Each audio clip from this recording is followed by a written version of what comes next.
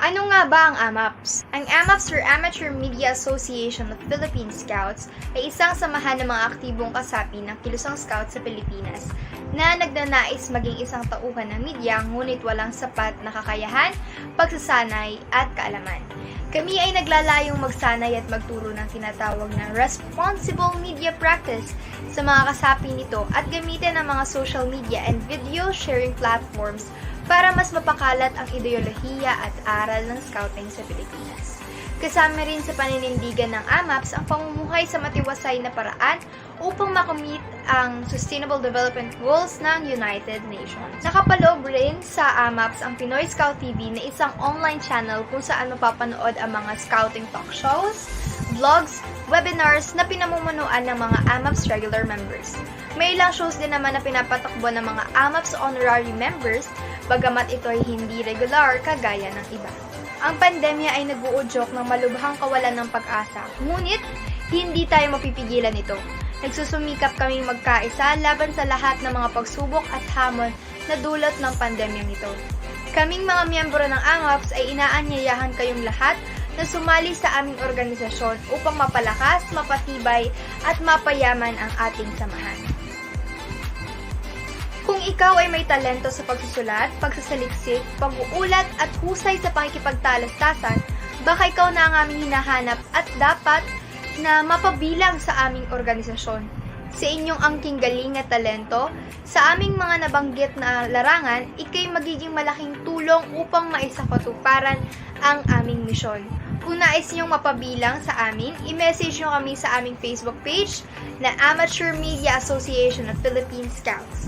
Bukas ang aming page sa inyong aplikasyon at buong puso namin kayong tatanggapin. Muli, kami ang AMAPS, Media by the Scouts, for the Scouts. Magandang umaga sa inyong lahat.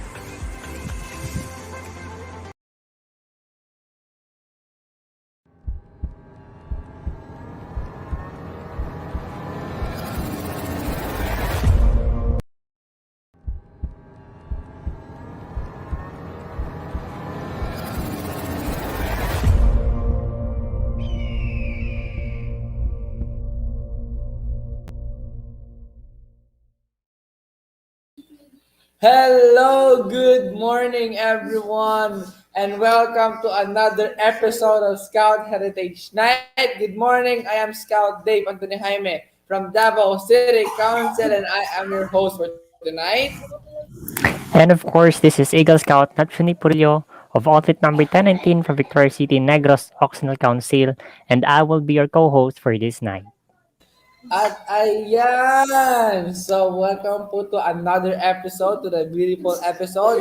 At bago po tayo magpatuloy, please like and share the Facebook page of Amateur Media Association of the Philippine Scouts. And you can support us by sending stars and availing our merchandise, our apparel t-shirt na Scout site. So, ayan. So, partner, let's talk about last week. So, ano bang comment mo sa ating last week show? So, for last week, Scout Heritage Night is very fortunate na maimbitahan or nakadalo si Sir A.Y. Young from the Boy Scouts of America, one of the 17 United Nations young leaders. And of course, Sir John Dyrick of Bacolod City Council. So, last week, we shared or exchanged some of our advocacies, some of our projects, and of course, the Eagle Scout ranks wherein they express their gratitude and of course, yung mga projects and programs related sa Eagle Scout. What about you, partner? Ayan, so para naman sa akin last week nga is parang overwhelm ako last week kasi one of our guests is isa sa mga sa UNSDG Youth Leaders, and then si Sir Yes, A. young Walong leaders. po is meron po siyang project na battery tour, and he is an artist. Sa kanyang every concert siya po ay gumagamit ng solar panel para paano rin lahat ng electric microphone speaker na kanyang ginagamit. So ayan nga, no? And of course, kay Sir Derek Dormis na pangalawang beses na sa kanyang part 2, no? Na nagkaroon ng show here in Scout Heritage Night. So ayan, so bisitahin muna natin ang ating comment section. Good morning. So one of the hosts of the Talentadong Scout. Good morning po kay Sir John Matthew Ramos. Good morning sa iyo, sir. And of course kay Ren Gapus. Good morning po from Puerto Princesa City, Palawan. Good morning sa Puerto Princesa dyan. Good morning din kay John Joseph. Good morning, Amaps. Good morning sa iyo. And good morning din po kay Ren. Again, good morning po from Palawan. And of course kay PL, a member of AMAPS also. Good morning, PL. Good morning. Okay, so hindi na natin to pagaling pa partner, ano? Kasi nga naman, ang ating guest ngayon is so famous. Like, parang sobrang ka-famous. And then nga, dahil nga, sa katagal-tagal nila sa scouting. And then, hindi lang natin siya pag-uusapan ngayon, pag-uusapan din natin ang about tungkol sa Makiling, kung ano ba mga proyekto ang nasa Makiling. And of course, not just the campsite here in the Philippines, but also in the world. Kasi nga naman, para po siyang present sa lahat ng camping sa buong mundo. Parang gano'n na rin yun, di ba? So, ayun. Seafront Scout leader. Yes. So, ayan, no? So, good morning muna kay Daniel de Guzman. Good morning po. Na-miss ko itong Scout Heritage Night. Show niyo po, watching from Oriental Mindoro. So, good morning sa taga Oriental Mindoro dyan. Good morning sa inyo. And of course, kay Francis Pura, good morning. At siya po ay graduate na. Congratulations po sa lahat ng graduates sa elementary, high school, college, and of course, sa nag-moving up. Yes, of course. And ayan, no, si Noren Fernandez. Good morning, Sir Dave and Sir Neptune. Good morning sa iyo. Good morning. And good morning din po kay Sir Moya. Good morning po from Lipas City Council. Hello po sa taga Lipas City Council dyan. Okay, so ang ating guest ngayon is galing po siya sa Davao City Council. At siya po ay isang Eagle Scout. Joined Scouting in 1953. Joined the first Jamboree in Quezon City in 1954. Promoted to an Eagle Scout in 1956. So, sunod-sunod. Ang galing. And organized the first emergency service corps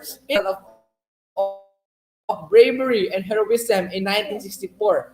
Awarded at the Scout Ideas Award as Outstanding Scout in the Philippines in 1967. Was Chief of the National Commissioner and one of the 3 key officials of the BSP.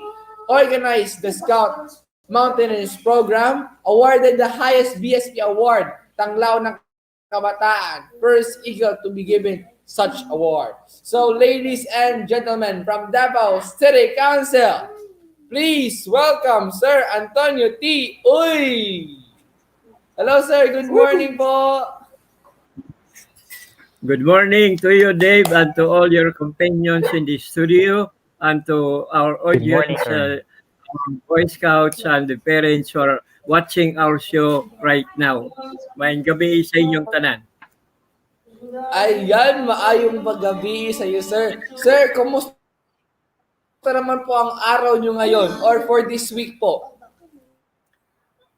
Well, for this week, it's quite busy because we are preparing for the celebration of the 56th anniversary of the founding of Davao City Council as separated from our previous yung Davao Council yung with the other provinces as one council. Now we are a Davao City Council on its 56th year of anniversary by this week.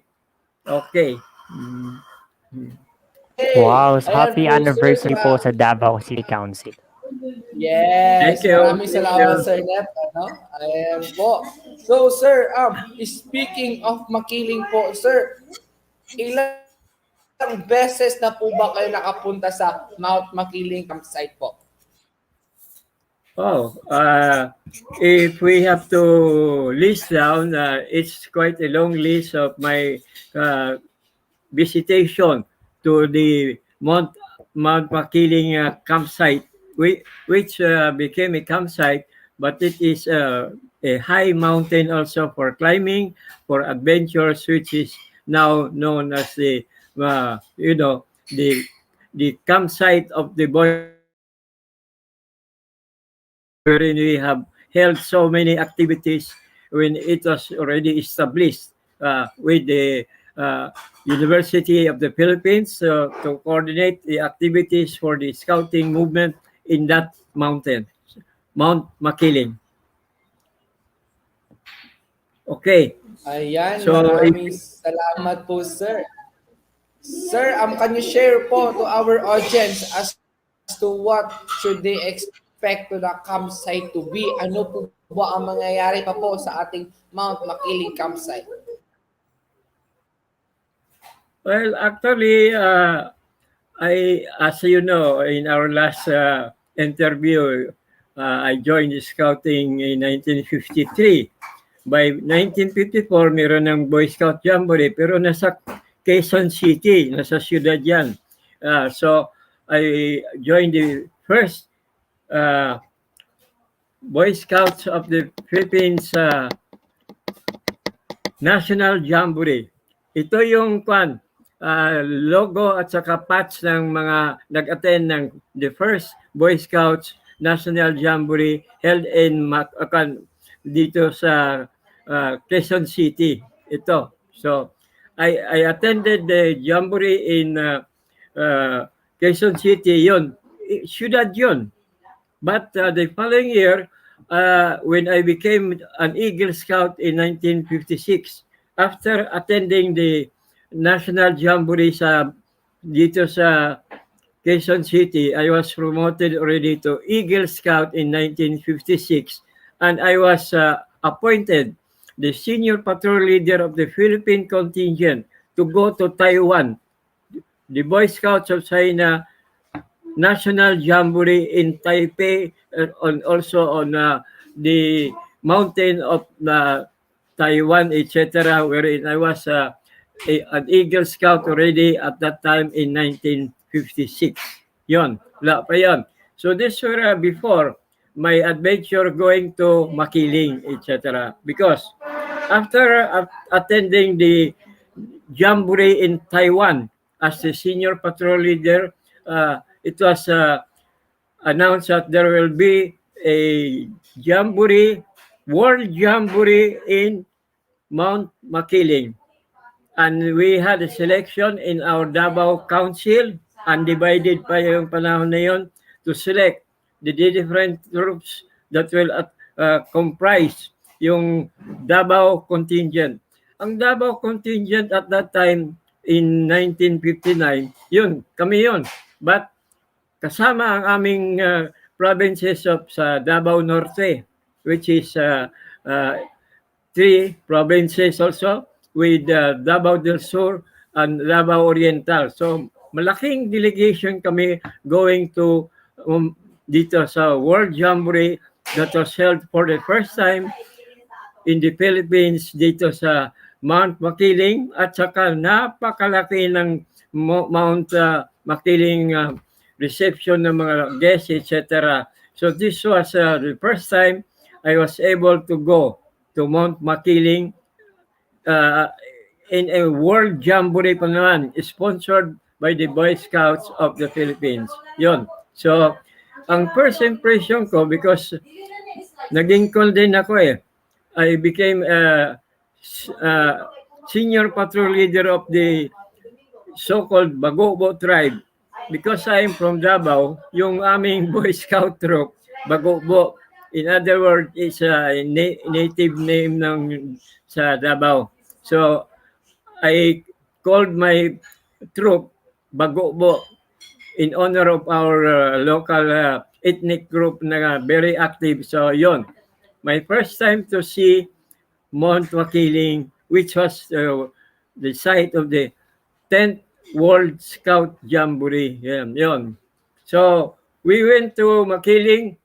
Malaki yung delegation namin. Davao City is very big already. But kasama pa sa amin ang undivided yung ibang provinces at sa council. So, you can imagine Davao Oriental, nasa amin. Davao Sur, nasa amin. Davao Oriental, yun. It was a very big delegation coming from Mindanao, coming Davao Council. Undivided pa kami. That's why, as I said in the beginning, we are celebrating our 56th year of Davao City now, coming week na ito. But at that time, sa World Jamboree in Makiling, kami ang biggest contingent with all the provinces joining in our Davao Council. Yon, undivided, etc. So I had the pleasure of joining the World Jamboree at that time, and with so big a delegation. Napakalaki ng aming delegation sa Mount Makiling. So it was a very impressive for us, for the Boy Scouts who were joining the delegation to the 10th World Scout Jamboree. Yon. Wow. Okay. So, Yan, such ang an dami, amazing. dami. Yes, Yes po. nakakamangha partner. And may nalaman tayo mula kay Sir Uy this night, yung Bagobo tribe na Davao City Council. Oo. Ayan. So, sir, speaking of Makiling din po, what is your memorable experience po na nangyari po sa Mount Makiling, sir? Okay. During the 10th World Jamboree, yon, I was able to meet kung pa lang ako I'm at that time senior scout, pero etc. I was appointed scout master ng Bagobo tribe namin, and then yon, I met so many executives and yung mga ating Boy Scouts of the Philippines, mga dignitaries natin. I was invited to be the escort sa ating mga founders of the scouting movement at that time pa, 10th World Jamboree, etc.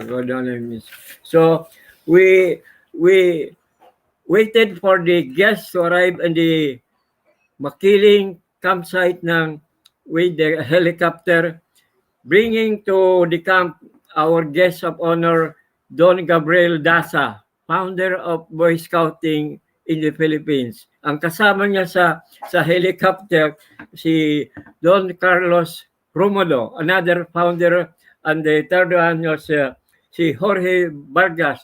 Nakasakay sila sa helicopter.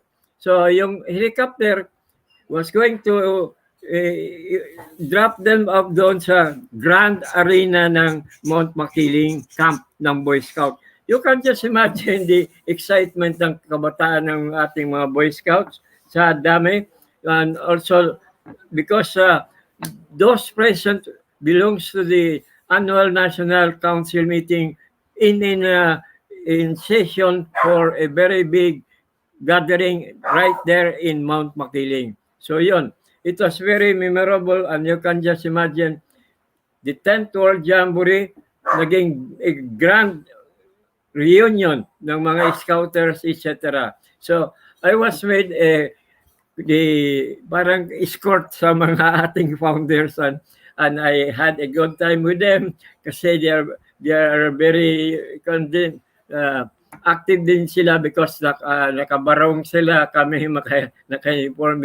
So it is memorable for me to think of Mount Makiling, of that occasion where I was with the founders of the scouting of the Boy Scouts of the Philippines. Yon. It's memorable for me as a Boy Scout, but I was an acting Scout Master.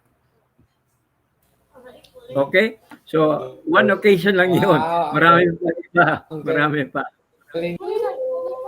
Oo nga, no, like procedure scout pala, bro, promoted na agad as an escort, di ba? So, sige po, Sir Nep. Yes. So, kung if time allows, talagang marami pang makukwento si Sir Uy regarding his experiences in Mount Makiling. But moving forward po, sir, what is, can you cite a place in Mount Makiling that is very close to your heart? Okay. as you said, it is very memorable for me to be attending, hindi lang once the 10th World Jamboree, but almost throughout the coming years after the 10th World Jamboree, may mga ibang occasions pa. So, during one international conference held in Mount Makiling also, meron kaming woodbuds campfire area, yung woodbuds, diba? Yung nakakon sa campfire in the evening, etc. So, with scouters from abroad, I represented the Philippines. I was seated with the taga Malaysia, taga Indonesia, and other countries in the Asia Pacific region in this ating Asia Pacific region. So, but it was dark kasi gabi na nun. Then we were told to go to the campfire area. It's a very beautiful place kasi malaki masyado yung Makiling. So, we were walking towards the campfire area. Then we stopped and then held a circle around the campfire area. Then kumanta kami ng mga woodbud songs and memorable songs, etc. But while we were having some numbers, etc., somebody seemed to fall down, parang natumbay, etc. So, medyo nasira yung ang aming gathering there kasi may nagtawa iba so quiet. This is a serious program in the campfire of the Mount Makiling area. So I was able to whisper to the camp manager right away, what happened, sir? So, yung palang mga inupuan namin around the campfire area were already rotten, medyo mahina na at saka. So our guests also from abroad were not aware. So all of us fell on the ground. Seemingly it was a funny sight, but it was night, so okay lang sana, etc. So that night I talked to the camp director again, etc. And we visited the campfire again that night. Nakita namin na because of the long period na nagamit yung area by so many people already from the BSP, etc. Yun. So, sabi nila, we have to repair this. I agree, and can you tell me how much kaya? So, nagbigay sila ng estimate. Sabi ko, okay, I'm going back to Davao after the conference that we have right now with the other Asia Pacific Scouters. Then, I will send you my contribution. Yun. So, nangyari yun. So, ang ginawa namin, we frame a picture sa yung manager sa Makiling camp na we would like to develop. We repaired everything, etc. But we would like to name the campfire circle in honor of the one of the founders of our scouting, the Don Manuel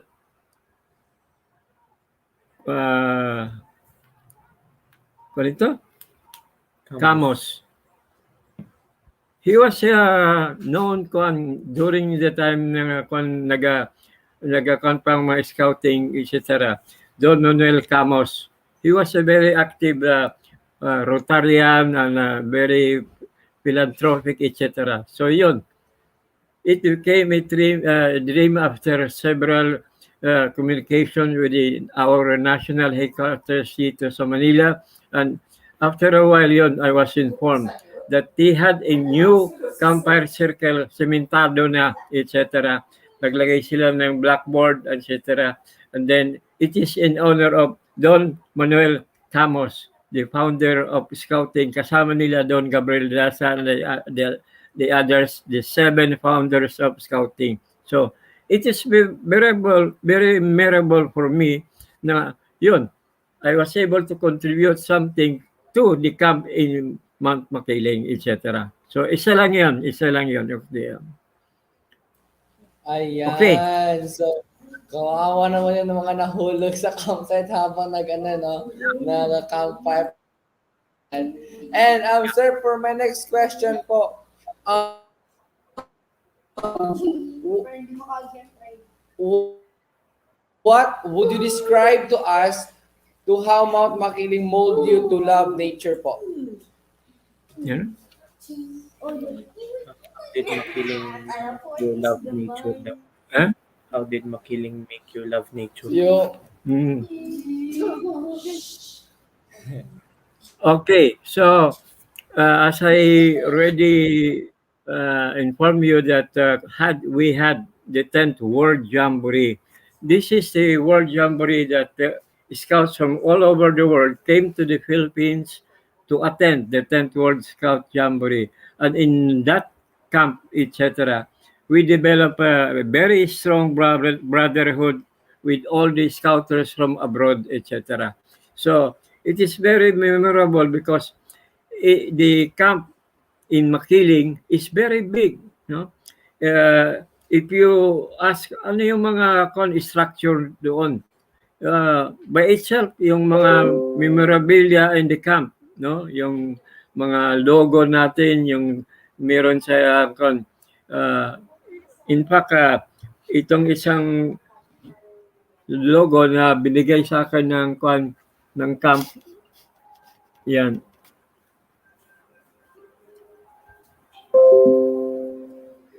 Ito ay part of the souvenirs of the 10th World Scout Jamboree, 1959 pa. Etc. Ganon. And many more souvenirs, etc. But I can remember na the camp is so big, so you can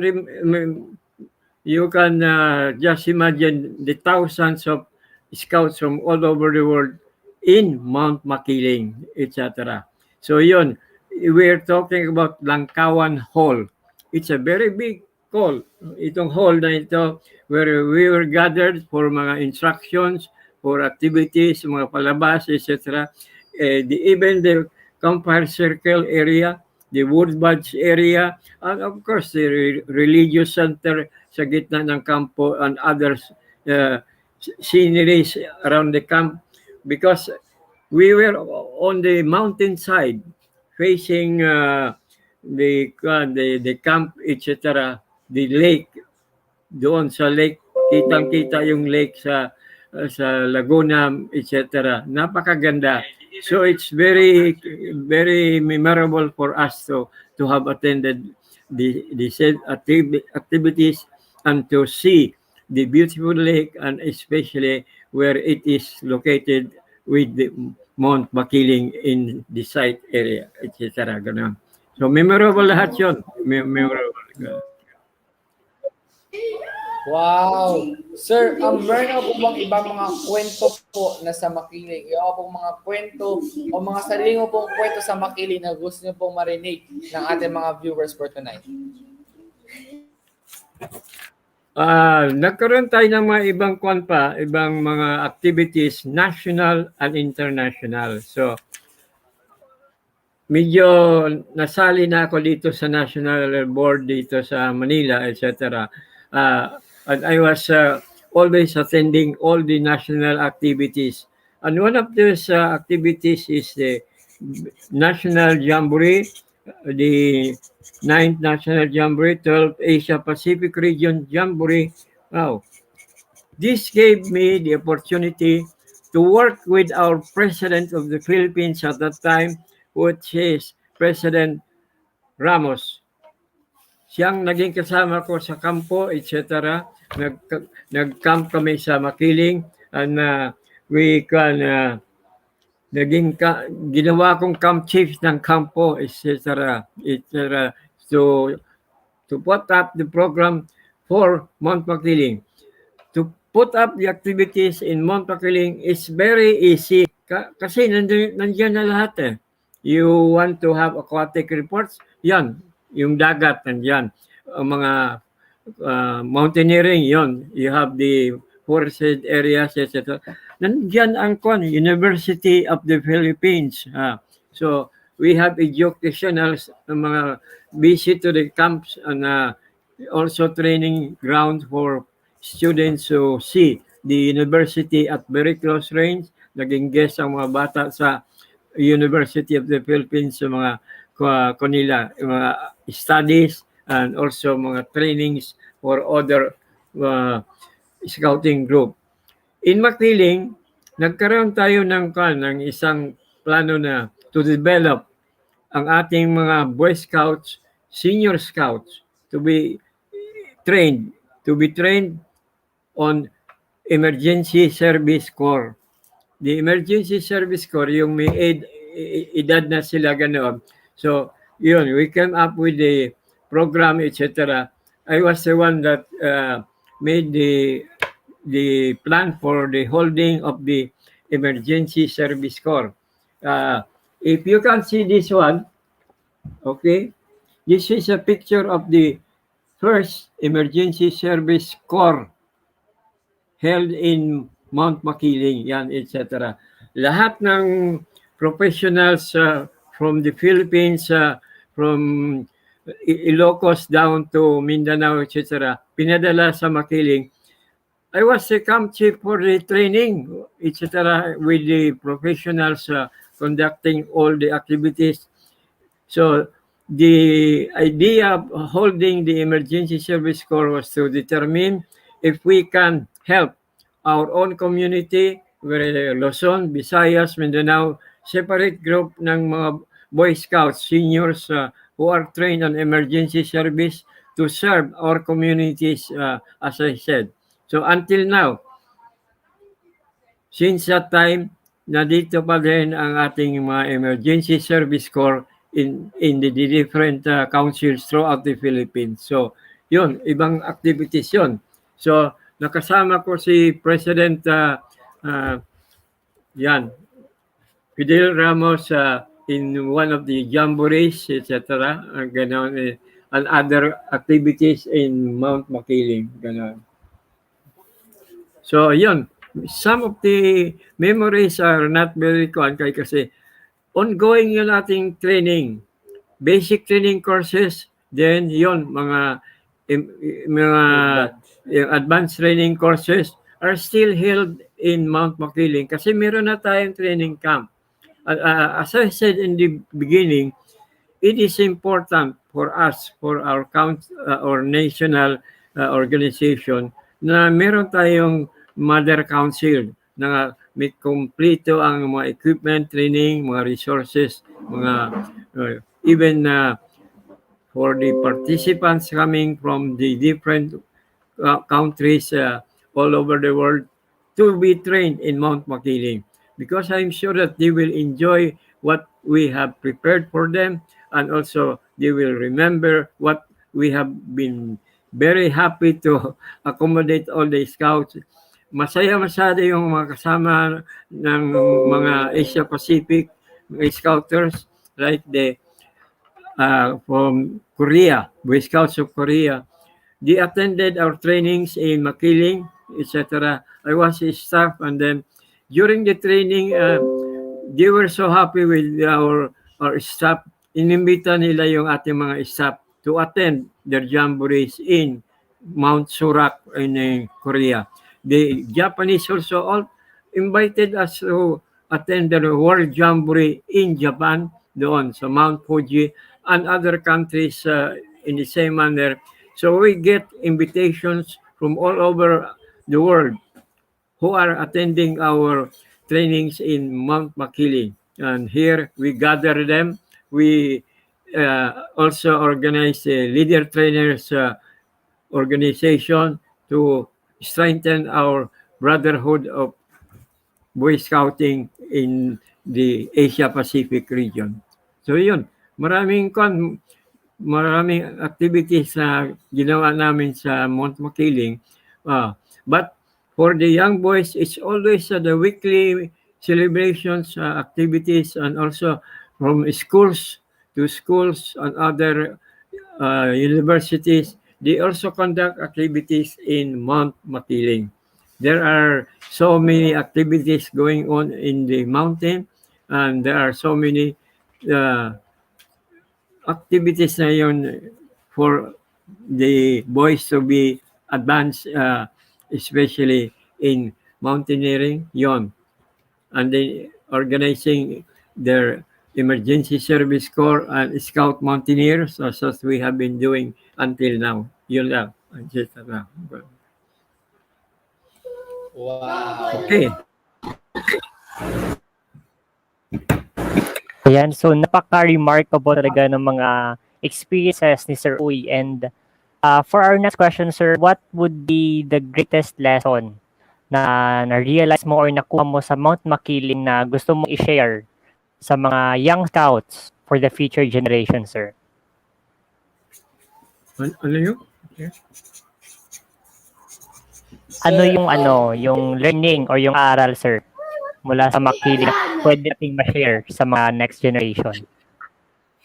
Well, my participation in the troops as a senior patrol leader at that time, hanggang naging adult leader ako, at saka I represented the Philippines in so many jamborees already throughout the Philippines and also abroad. I was invited by the Boy Scouts of America. I became a parang moderator ng camp nila, Camp OSCP in America. I spent several months there, etc. And then I was invited also to Lillehammer, etc. I became the scoutmaster of the Philippine troop going to Lillehammer. Likewise, and many more jamborees. If in the future maybe we will have more time, I can illustrate and also in this manner na makita natin that there are so many activities ongoing. Even as we are talking right now, somebody from the World Bureau already visited dito tayo sa Philippines and inviting us to attend another World Jamboree in Korea. Ang date nila is 2026. 2023, 2023, 2023, etc. So, hopefully, mahinto na itong ating combating the COVID-19 because we are still continuing our training despite the heavy problem of conducting activities right now, etc. But we do hope that 2023, we should be able to send from the Philippines another big delegation to Korea, etc. Another World Jamboree. So, this is made possible because yung ating mga kabataan natin, etc. Example sa training sa going abroad. I have become the scoutmaster for those troops that are being sent and trained in Makiling to be sent abroad, etc. I had the pleasure of having mga outstanding Boy Scouts, etc. Mahusay yung ating mga Boy Scouts sa training, sa competition ng mga activities, at saka sa mga performance and presentation of their skills during the World Jamborees that I have attended. So, it is very memorable for us, those who have attended mga activities sa Mount Makiling. Because Mount Makiling, napakalaki ng kampo. It's a mountain na mayroong mga areas na separate ang activities kung mayroong mga skills to be learned, skill orama, etc. So, it's very useful for the delegations ng Boy Scouts of the Philippines to be trained in Makiling, then to be sent to another country where they will be hosted during the World Jamborees. So hopefully, the other scouts that are listening right now should be able to have the opportunity to join another World Jamboree. Hopefully, yung taga-Korea who came to visit us and also to announce that they are planning to hold another World Jamboree in 2023, etc. That we will remember, we will develop these boys to train themselves in Mount Makiling, which is the Boy Scouts of the Philippines training camp for us. Okay.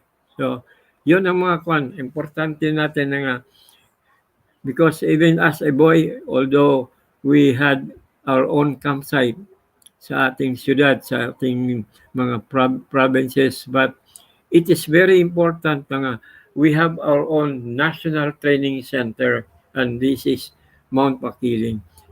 We can have other training camps like in Luzon, meron, sa Visayas, meron, sa Mindanao, meron, but a solid training center with all the facilities, yon. Meron na nga, may hotel pa sa ating mga bisita, sa ating mga trainers, at saka training camp ng mga trainers, etc. Because sa kampo natin, merong swimming pool, etc. for mga activities on swimming and other activities. Likewise, ang mga skills ng ating mga trainers dito sa Pilipinas, number one na tayo dyan sa training. So, I'm very happy to be a part of the Makiling Camp Training Center dito sa Pilipinas.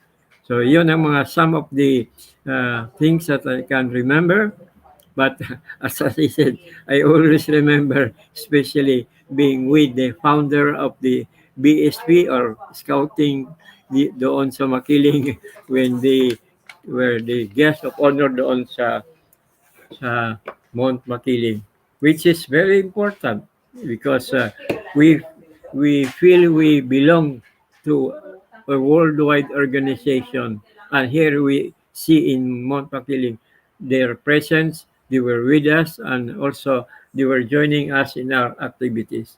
So thank you for the opportunity given to me also to be associated with all these people and to give more strength and also trainings to our organization so that we can continue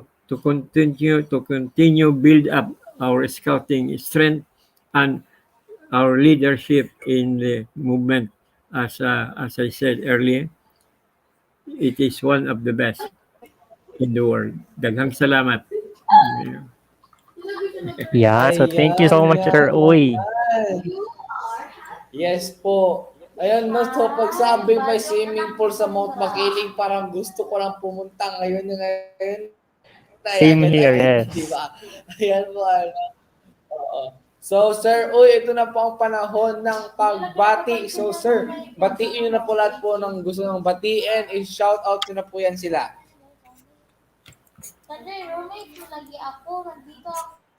Okay. In the opening of our program tonight, as I said, we are very happy that this week is happy birthday to the Davao City Council as a separate organization already. Okay. Congratulations to the Davao City Council, of which I was a part since I was a boy, etc. 13 years old ako. Hindi ako umalis sa grupo ng Davao City Council.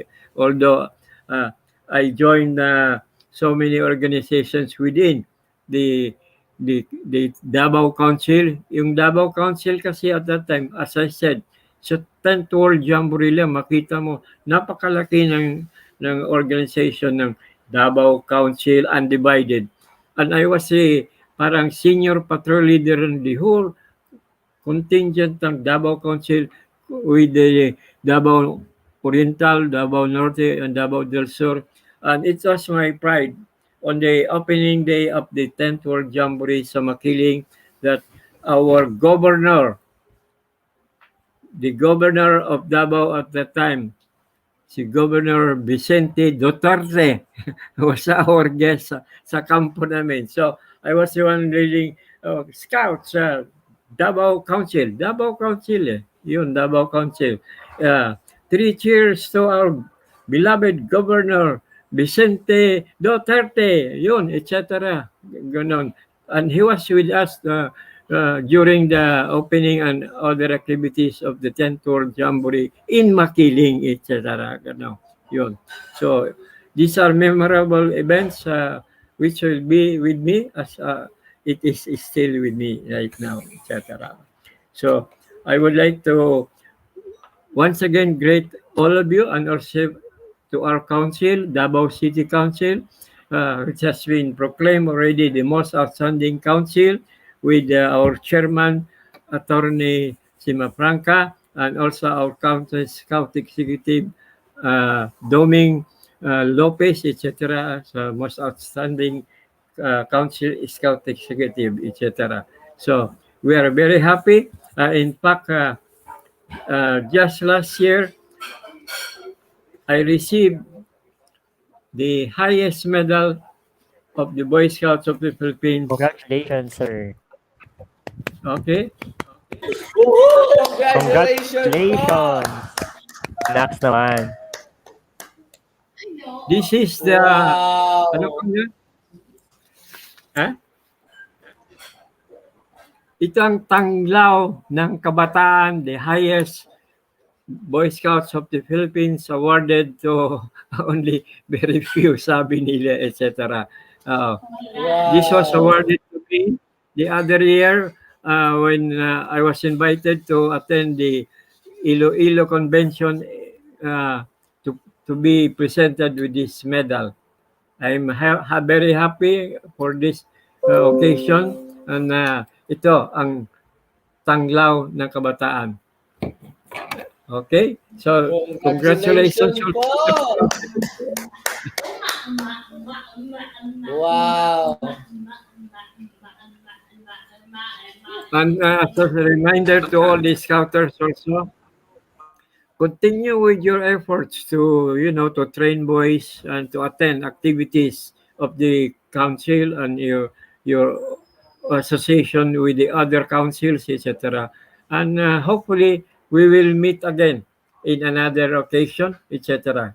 Here is the Tanglaw ng Kabataan, etc. This is, yan. So, Ang daghang salamat. galing-galing. Well deserved, sir. Ayan! Service. So, Sir Neb, sino po ang gusto niyang batiin? Ayan, Ah. so of course, may council, Negros Oxnard Council, and si Ma'am Telma from Vicar City Scouting Committee, our City Field Commissioner, is watching right now. So, magandang gabi po dyan, ma'am. And of course, to all Eagle Scouts, to all Negros Oxnard, and of course, to all our viewers for tonight na walang sawang na gabi-gabi every Monday na kikinig, watching, and of course, tuning in. Maraming salamat po. How about you, partner? So, Ay, in po, sir. closing, I'd like to dedicate this to our Davao Council, Undivided. Now, it is Davao City Council. Okay? Here is yung picture ng aming grupo sa Mount Makiling, etc. dito. At saka yung aming, as I said, Governor Vicente Duterte, who was our guest during the opening of the World Jamboree in Mount Makiling. So, daghang salamat sa inyong tanan. Okay?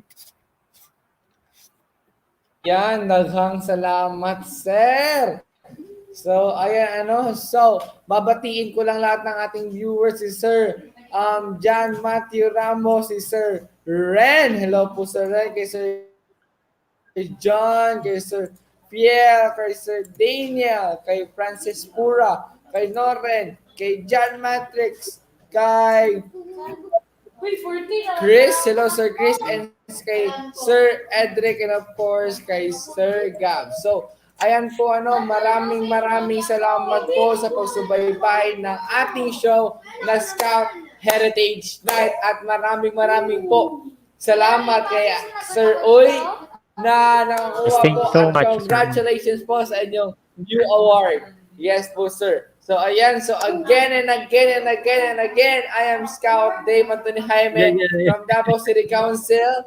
And thank you po for watching this night. Yes, and of course, I am Eagle Scout Neptune of outfit number 19 from Vicar City, Negros Council. Thank you so much po and all the best. Thank you. Bye-bye. Bye-bye, Hey, good night. guys.